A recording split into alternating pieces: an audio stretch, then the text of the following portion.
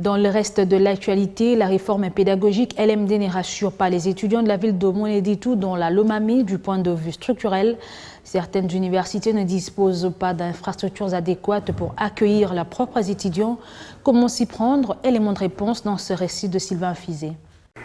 Les systèmes LMD, nous n'avons qu'à souhaiter bienvenue à ces systèmes, mais malheureusement, il y a quelques magouilles du fait que depuis le lancement de ces systèmes, c'est un changement. Parce que c'est un système qui est un peu adopté, ça fait longtemps dans plusieurs institutions, et aussi la RDC qui est notre pays, comme nous voulons être au concert des nations, il fallait aussi qu'on adopte ce système pour que nos qualifications aient un peu de la valeur au niveau international. Mais il y a un problème qui se pose.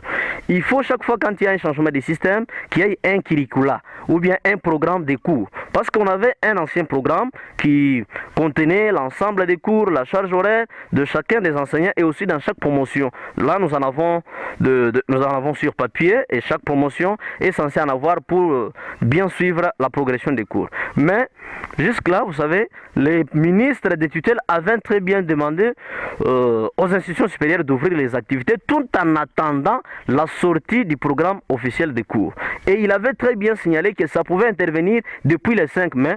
Jusque-là, on n'a pas des informations sur la sortie du curricula ou bien les programmes de cours avec le système LMD. C'est un problème majeur qui peut aussi stopper ou bien qui peut bloquer les débits des cours avec le système, surtout pour nos étudiants qui se sont inscrits dans la première année de recrutement qui est la licence.